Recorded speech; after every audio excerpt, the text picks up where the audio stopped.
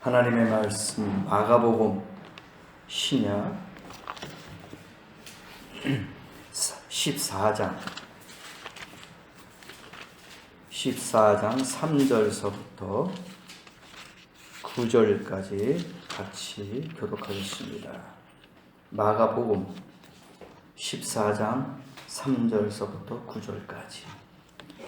예수께서 베다니 문둥이 시몬의 집에서 식사하실 때에 한 여자가 매우 값진 향유 곧 순전한 나드 한 옥합을 가지고 와서 그 옥합을 깨뜨리고 예수의 머리에 부으니 어떤 사람이 하라를 내어 서로 말하되 어찌하여 이 향유를 허비하는가. 이 향유를 300데나리온 이상에 팔아 가난한 자들에게 줄 수 있었겠도다 하며 그 여자를 책망하는지라. 예수께서 이르시되 가만두라. 너희가 어찌하여 그를 괴롭게 하느냐. 그가 내게 좋은 일을 하였느니라. 가난한 자들은 항상 너희와 함께 있으니 아무 때라도 원하는 대로 도울 수 있거니와 나는 너희와 항상 함께 있지 아니하리라. 그는 힘을 다하여 내 향유를 부어 내 장례를 미리 준비하였느니라. 같이 합시다. 내가 진실로 너희에게 이르노니 온 천하에 어디서든지 복음이 전파되는 곳에는 이 여자의 행한 일도 말하여 저를 기념하라 하시니라. 아멘. 오늘 말씀을 가지고 예수를 감동시킨 사람들이라는 제목으로 같이 말씀을 갖고자 합니다. 예수를 감동시킨 사람들. 사람이 감동할 때가 있습니다.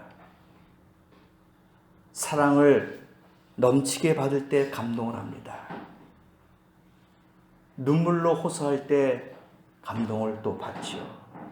그래서 위대한 웅변의 설교보다 눈물의 설교는 청중을 감동케 합니다. 그리고 무엇보다도 희생적인 사랑이 사람을 감동하게 하죠. 역대상 11장 10절 이하를 보니까 다윗 왕에게 충성한 용사들이 있었어요.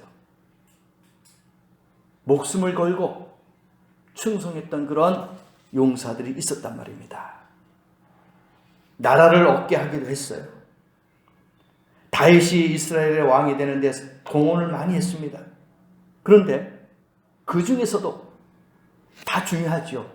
나라를 얻게 하고 왕이 올릴 수 있게끔 한 그런 공헌자들이 얼마나 감동적이겠습니까? 그러나 그것보다도 더 감동시킨 충성된 종들이 있었습니다. 그 당시 다윗이 살던 베들레헴이 이방 블레셋에게 빼앗겼는데 다윗이 어린 시절에 자기가 마시던 성문의 우물들을 마시기를 소원했어요. 쉽게 말하면 우리가 실향민을 생각하면 됩니다. 북에 두고 온 고향, 그 친척들, 이웃들, 친구들 생각나죠? 그러니까 다윗도 어렸을 때의 그 베들레헴의 우물을 먹으면서, 성문의 우물을 먹으면서 좋아했던, 뛰놀았던 그 생각을 항상 하고 있었던 거예요. 그때에 다윗 왕의 세 용사가 있었는데요. 블레시라는 그 적진을 뚫고 거기에 우물을 퍼왔어요. 생각해 보세요. 잡히면 죽습니다. 위험한 곳이에요. 그런데 다윗 왕의 그 아픔, 그 슬픔을 알고 목숨을 걸고 그 블레셋 그 진군 속에 들어가서 우물 속에 있는 물을 퍼왔단 말입니다. 그리고 다윗 왕에게 드렸어요. 여러분, 그때 당시에는 여름철 곡식을 거둘 때이기 때문에 날씨가 매우 더웠어요. 목이 타고 갈증이 나서 그들도 물을 마시고 싶었을 것입니다. 그러나 다윗을 사랑하고 그에게 충성을 다하기 위해서 그 물을 바쳤어요. 여러분 같으면 어떻게 생각하겠습니까? 내 부하가 목숨을 걸고 그 우물 물을 퍼왔어요. 그리고 내 앞에 딱 갖다 놨습니다. 여러분 어떻게 반응할 수 있겠습니까? 감동이죠. 놀라운 거예요. 다윗이 후회했어요. 그들이 물을 떠왔으면 기쁘게 마셔야 되는데, 즐거워야 되는데, 감사해야 되는데, 오히려 다윗은 후회했단 말입니다. 내 말한 것이 후회스럽다. 왜? 나 때문에 저들이 충성을 한다고, 나를 사랑한다고 적지에 들어가서 물을 퍼왔어요. 자기 목숨하고 바꾼 거예요. 그러니까 내가 이 말을 안 했으면 이 부하들이 그쪽으로 안 갔을 텐데, 물 떠러 가지 않았을 텐데 자기가 괜히 그런 말을 했구나. 후회스러운 거예요. 그래서 다윗이 이런 말을 했습니다. 여호와여, 다시는 이런 말을 하지 않겠습니다. 내가 어찌 자기의 생명을 돌아보지 않고 길어온 용사들의 피를 마실 수 있으리까? 그 물이 아니라 피라고 했어요. 그렇게 고백했어요. 이건 피다. 피. 생명하고 바꾼 것이다. 피다. 하면서 물을 여호와의 제단에 붓고 감사의 기도를 드렸어요. 대단하죠. 그 신하도 대단하거니와 다윗 왕도 대단한 거예요. 그 물을 하나님의 제단에 붓고 감사의 기도를 드렸단 말입니다. 우리 예수님을 감동케 한 사람들이 많아요. 다윗을 감동하게 한 사람들뿐만 아니라 오늘 이 시간에 예수님을 감동케 한 사람들이 많다는 것을 우리는 알아야 되는 거예요. 오늘 여기 오신 사랑하는 성도님들과 저도 예수님을 감동하게 하는 헌신적이고 충성된 종들이 될 수 있기를 간절히 축원합니다. 예배만 드리고 가는 것이 아니에요. 기도만 하고 찬송만 하고 가는 것이 아닙니다. 예수님을 감동케 하고 가는 그런 성도가 되어야 되지 않겠냐 이거예요. 그런 예배가 되자 이겁니다. 몸만 왔다 갔다 하는 그러한 예배가 아니고 하나님을 감동시킬 수 있는 그런 예배가 되어야 될 줄 믿습니다. 그럼 어떤 사람이 예수를 감동하게 했습니까? 오늘 본문 말씀을 들어서 몇 가지로 말씀을 드립니다. 첫 번째, 옥합을 깨트린 사람들이다. 그렇게 나옵니다. 예수님을 너무 사랑하기 때문에 옥합을 깨트린 여인 때문에 예수님은 감동했어요. 감동했습니다. 이 사건이 사복음서에 모두 기록되어 있는 것을 볼 때에 참 의미가 있다고 봅니다. 사복음서 알잖아요. 마태, 마가, 누가, 요한. 이 복음서에 이 여인의 기록이 다 기록되어 있습니다. 오늘 본문 말씀을 기록되어 있지요. 누가복음 7장 36절, 요한복음 12장에도 있죠. 마태복음 26장 6절에도 있죠. 다 기록되어 있어요. 그만큼 하나님을 감동시킨 내용이 아니냐. 물론 사복음서가 보는 각도가 조금 다릅니다. 마태복음이나 요한복음은 유대인을 위한 기록이고 마가복음 로마 사람을 향해서, 그리고 누가복음은 이방인들이 예배하기 쉽게 기록한 거예요. 대상이 다 틀리겠지만 그러나 이것을 어떻게 했어요? 기념할 수 있어. 기억하게 하라 이거예요. 특히 보면 이 14장은 예수의 고난에 대해서 기록하는 중에 예수님 십자가를 앞에 두고 베다니에 지금 도착했습니다. 그 장소가 시몬의 집입니다. 그리고 잔치가 열려 있었어요. 한창 잔치가 무르익어 가는데 어느 여인이 들어와서 옥합을 깨뜨려요. 그리고 향유를 예수님의 머리에 붓는 것입니다. 사실 이 여인은 경멸을 받는 여인이에요. 부정한 여인입니다. 그가 직업이라고는 할 수 없겠지만은 매춘부라고 멸시와 조롱을 받는 여인이었음에도 불구하고 우리 주님은 좋은 일을 하였다고 칭찬하시고 예수님을 감동하게 한 것입니다. 사람들의 손가락질, 질타, 멸시, 천대, 그런 천한 여인이었어요. 거의 인생의 밑바닥에 삶을 살고 있었던 여인이었단 말입니다. 그런데 그가 어떻게 예수를 감동시키냐 이거예요. 돈으로, 명예로, 그 어떤 것도 아닙니다. 예수의 마음을 움직일 수 있었던 것은 그 어떤 것도 할 수가 없었던 거예요.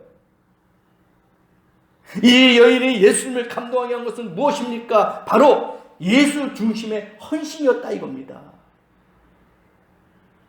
헌신이었어요.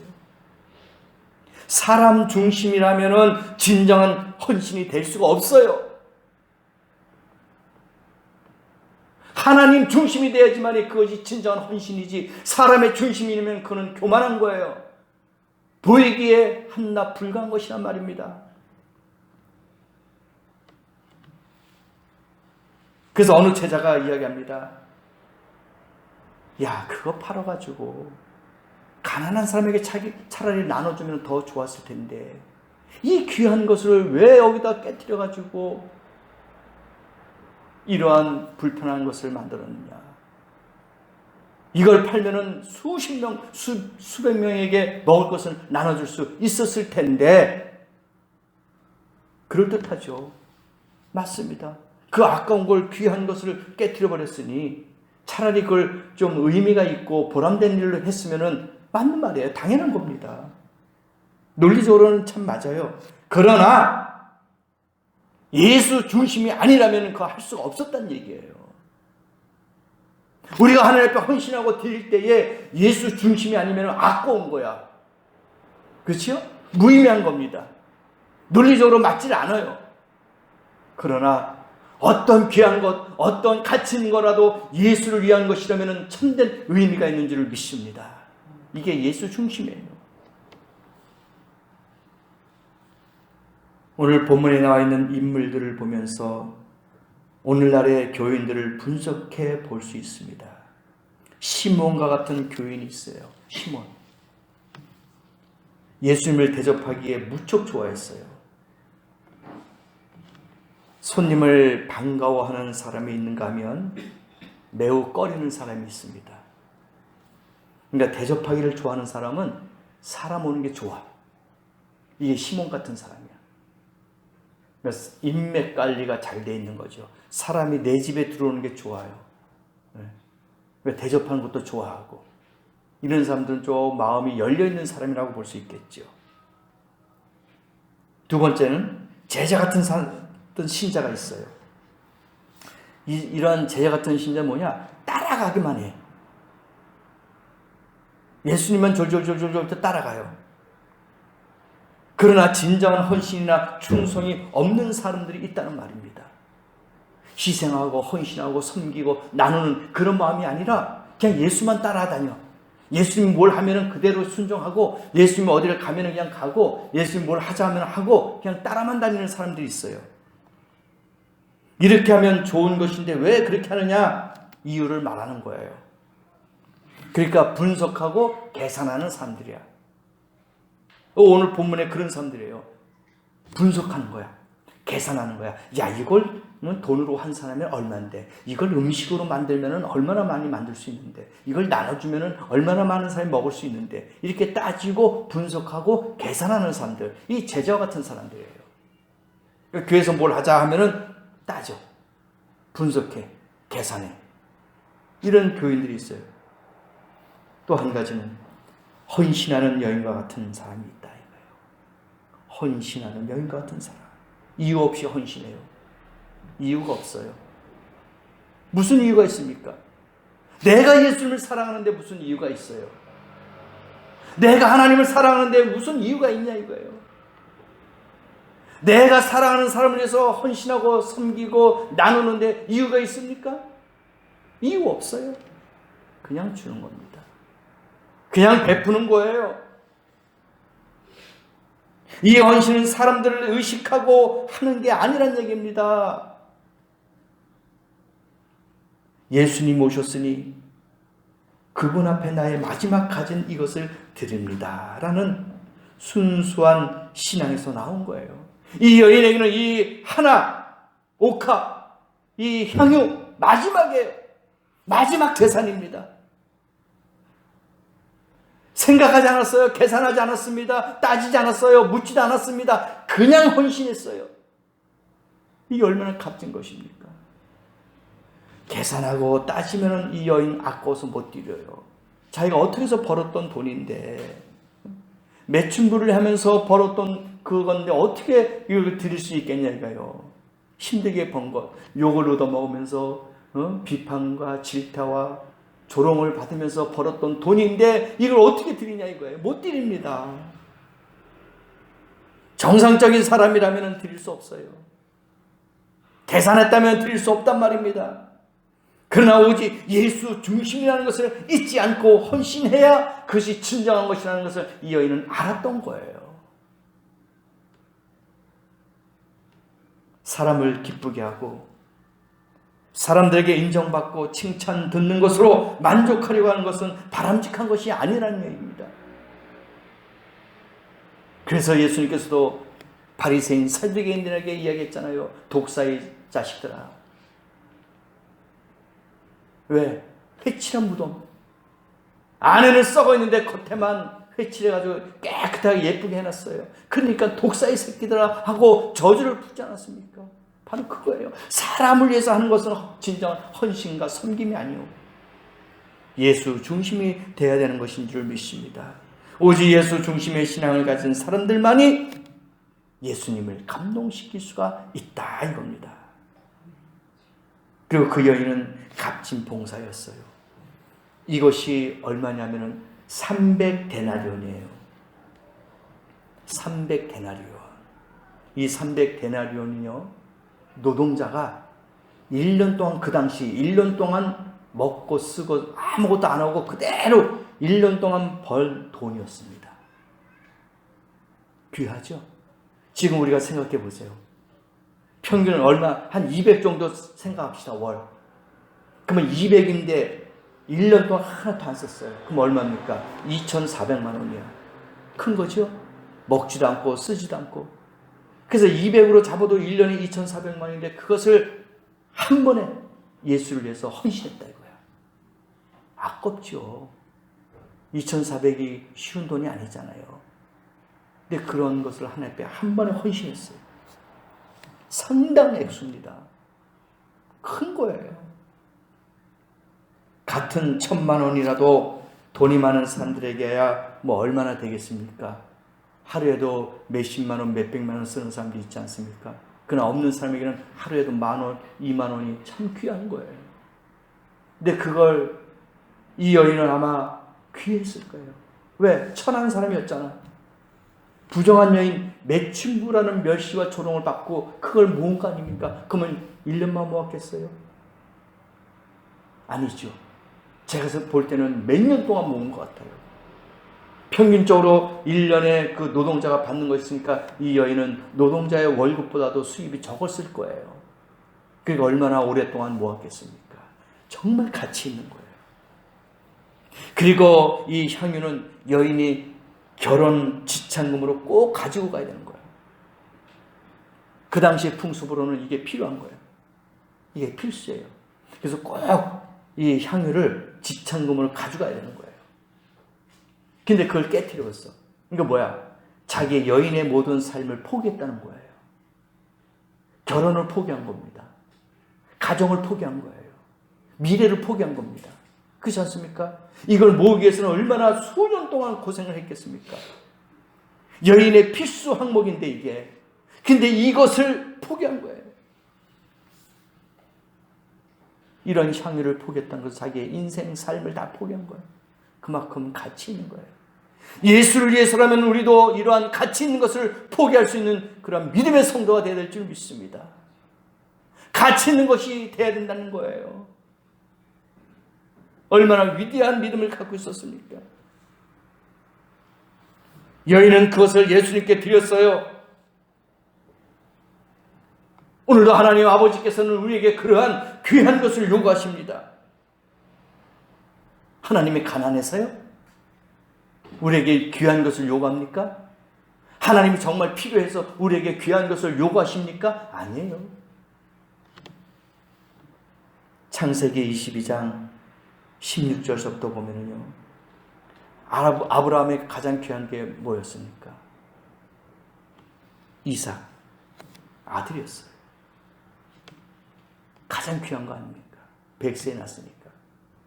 근데 하나님이 그걸 요구해요. 가장 귀한 겁니다. 가치 없는 거, 약한 거 아니에요. 강한 것, 가장 귀한 것. 너희 아들 이삭을 바쳐라 이거예요. 아브라함은 그 시험에서 합격했어요. 이겼단 말입니다. 그만큼 믿음의 조상이 되었던 거예요. 그 아이에게서 손을 대지 말아라. 아무 일도 그에게 하지 말라. 내 독자라도 내게 아끼지 아니하였으니 내가 이제야 내가 하나님을 경외하는 줄을 알리라. 시험을 통과했어요. 네가 나를 사랑한 줄은 이제 알았다. 너의 가장 귀한 독자 아들까지 나에게 바치고자 했던 그 마음을 이제 알았다. 바로 이거예요. 저와 여러분에게 가장 귀한 것이 무엇입니까? 오늘 이 시간에 우리의 가장 귀한 것, 하나님이 원하신다면 드릴 수 있는 믿음 갖기를 예수의 이름으로 축원합니다.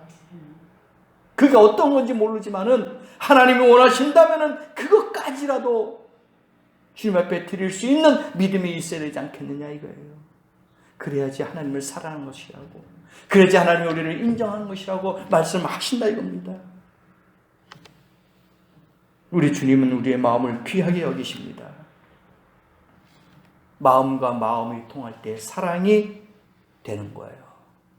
그죠? 일방적인 사랑, 이건 짝사랑이에요.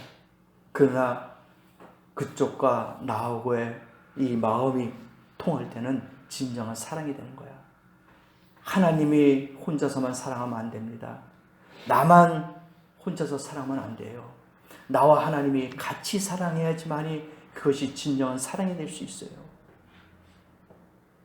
이러한 사랑을 우리 이 아침에 가져보자 이겁니다. 중심을 보시는 주님 앞에 가장 귀한 값진 봉사를 할 수 있기를 바랍니다. 그럴 때에 이것이 진정한 사랑이다. 그가 정말 이 사랑, 어떤 사랑의 봉사였다 이거예요. 사랑의 봉사였다. 8절 말씀에 뭐라고 나옵니까? 저가 힘을 다하여 내 몸에 향유를 부어 내 장사를 미리 준비하였느니라. 봉사한 거예요. 사랑의 봉사입니다. 장사를 미리 예비했어요. 준비했어요. 그런 향유만 그대로 부어드린 것이 아니었어요. 붓고 어떻게 했습니까? 무릎을 꿇고 머리카락으로 예수의 발을 씻었습니다. 예수의 발을 씻었어요. 마리아의 이런 태도는 주님께 대한 최대의 경의나 사랑과 최선의 헌신을 나타내주고 있단 말입니다. 사랑이 없는 봉사, 진정한 봉사가 될 수 없어요. 그렇죠?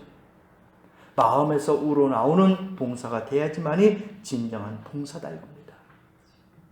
이러한 희생과 섬김과 나눔의 봉사가 없으면 그건 힘든 거예요. 육체의 노동이야. 그러나 헌신하는 마음으로, 사랑하는 마음으로 봉사한다면 기뻐요. 마음이 가볍습니다. 하나님 오늘 이 시간에 그걸 원하고 있는 거예요.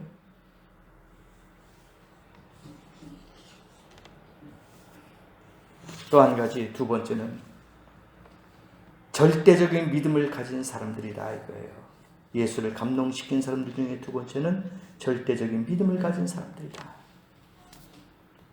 12년 동안 혈우병으로 고생했던 여인이 있었지요.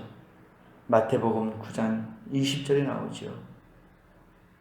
12년 동안 혈우병으로서 고난과 어려움을 겪었어요. 예수님 앞으로 떳떳하게 나갈 수도 없어 뒤로 밀려납니다. 근데 그 여인은 부정한 여인이에요. 그래서 예수의 옷자락을 만졌는데 어떻게 됐습니까? 고침을 받았어요. 이게 믿음이에요. 이게 예수를 감동시킨 거예요. 사람들이 막 밀치는 거예요. 근데 예수님께서 뭐라고 했습니까? 나에게서 능력이 나갔다 이거예요. 그 제자들이 아유 선생님 그게 아니에요. 사람들이 막 밀치고 보려고 하고 막 군중들이 이렇게 몰리는데 옷을 누가 터치하고 밀리고 당연히 부닥치지 않겠습니까? 아니다. 예수님은 그걸 알았어요. 그 여인의 확신, 절대적인 믿음을 알았습니다. 내가 그의 옷자락만 만져도 낫겠다 하는 그런 믿음을 알았던 거예요. 그래서 예수님께서 뭐라 했습니까? 그 여인을 보면서 딸아, 안심하라. 안심하라. 왜 어렵겠습니까? 두려움이 없었겠습니까? 그런데 예수님께서 딸아, 안심하라. 격려, 위로를 해주셨어요.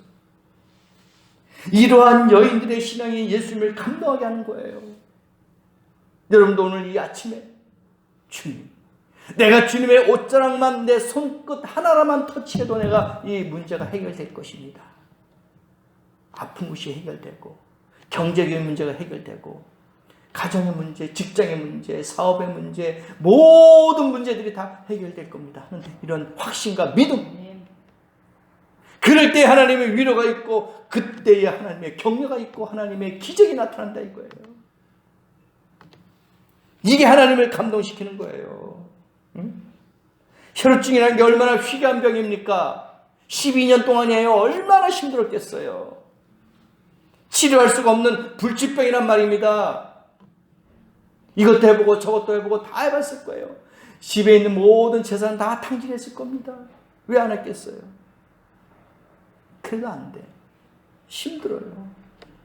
다른 사람에게 이야기할 수도 없고 나갈 수도 없는 부끄러운 병이야. 그 여인이 12년 동안 갖고 있었으니 얼마나 마음의 아픔과 고통과 사람들에게 갈 수 없는 그러한 외로움이 있었겠냐 이거예요. 이런 병에 걸리면은요, 격리시켜요. 부정한 여인이다 해가지고 격리를 시킵니다. 가족들에게도 격리가 돼요. 그럼 얼마나 외롭고 고독하겠습니까? 그런 여인이 죽음을 불사하고 예수 앞으로 다가간 거 아닙니까? 큰일 날 일이죠. 격리하고 있는데 나오세요. 큰일 납니다. 지금 우리 코로나19 한번 보세요. 자가격리 시키잖아요. 보름 동안에, 2주 동안에. 그런데 거기에 나와가지고 활보하고 돌아다녀 보세요. 난리 납니다. 추적해가지고 잘못하면 감옥에도 가요. 벌금도 물어요. 근데 이 여인이 12년이라면 얼마나 힘들었겠어요. 12년 동안 갇혀서 사는 거야. 격리된 거예요. 남편과도 이혼하기도 합니다. 결혼하지 않았으면 가족과도 격리가 되고 상상할 수 없는 고통과 괴로움 가운데 혼자 살 수밖에 없어요. 이 병에 걸리면은 위자료도 없대요. 그때 당시에 위자료도 없습니다. 그리고 이혼하게 됩니다. 그리고 최악의 경우는 마을에서도 쫓겨나요. 완전 격리예요. 부정한 여인이다. 그러니 가족, 형제, 부모, 또 남편 다 격리시켜, 분리시켜요. 그 다음에 마을 바깥에까지 쫓아냅니다. 이 고독과 외로움은 죽음보다도 더 컸을 겁니다. 그런 여인이었어요. 이러한 절박한 상황 가운데 죽기 아니면 살기다. 마지막이다. 마을 바깥에까지 쫓겨나서 이혼까지 당하는, 가족까지 분리된 그런 상황에서 이것이 마지막이다, 기회다 생각하고 예수가 계신 곳으로 달려가는 거예요. 그리고 다른 방법 없어요. 내가 예수님의 그 옷자락만 만져도 내가 치료받겠다.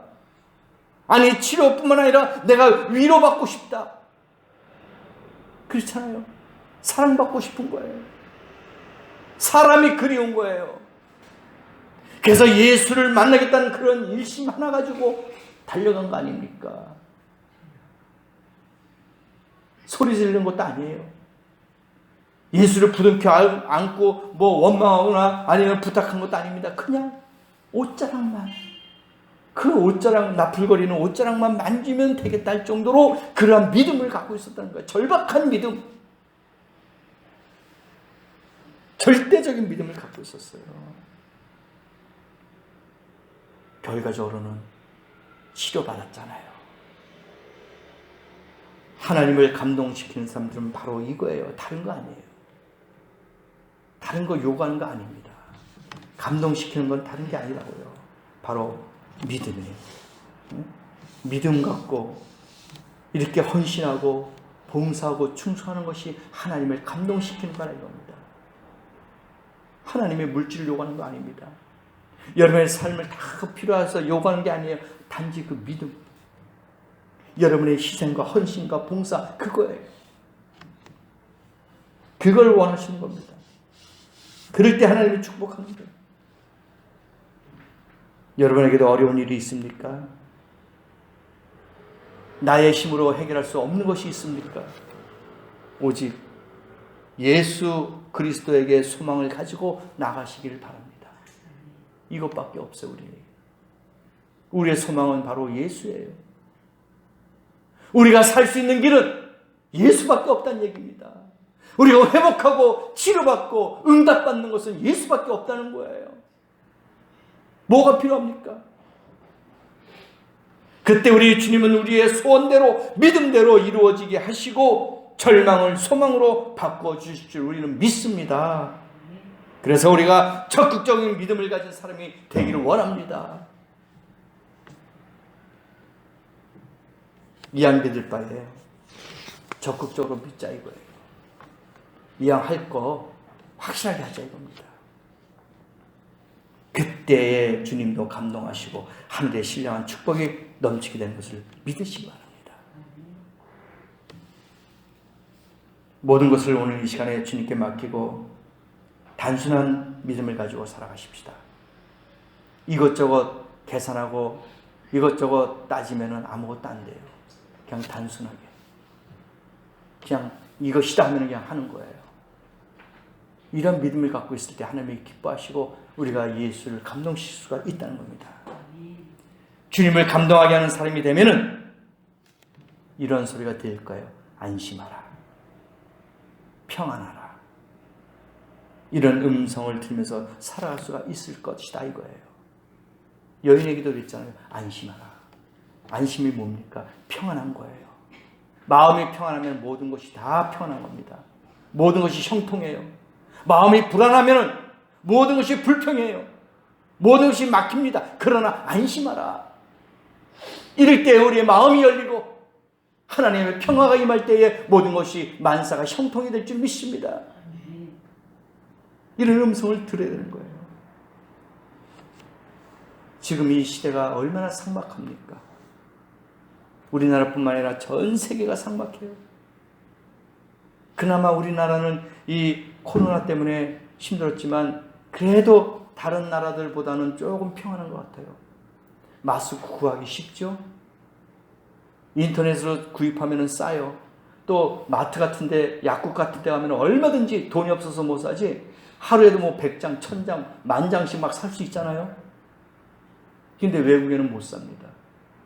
미국에는 한 장에 3,000원, 막 5,000원 그런데요. 한 장에. 근데 그것도 못 산대요. 우리는 코로나 그래도 뭐, 두 자릿수다, 세 자릿수다 하는데 외국에 보세요. 하루에도 몇천 명, 몇만 명씩 막 감염이, 확진자가 나옵니다. 정말 이 시대는 삭막한 시대야. 무서운 시대입니다. 우리는 잔인하고 악독한 세상에 살고 있단 말입니다. 주님이 탄식하는 그런 시대가 된 것 같아요. 우리는 예수님을 감동하게 하는 성도가 될 수 있기를 바랍니다. 주님을 사랑하십시다. 예수를 사랑하기 때문에 옥합을 깨뜨릴 수 있는 결단이 생기는 거예요. 내가 예수를 사랑하기 때문에 내가 적극적인 믿음을 갖고 희생하고 헌신하고 봉사하는 거예요.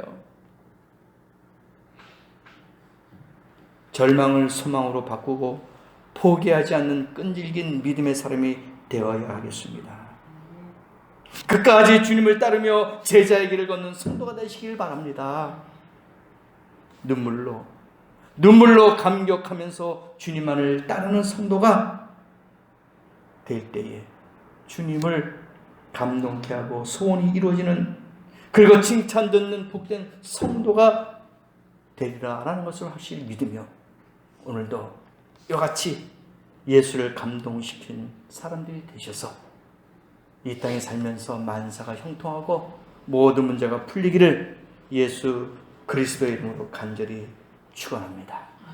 같이 한번 오늘 들은 말씀을 기억하시면서 기도하는 시간 갖겠습니다.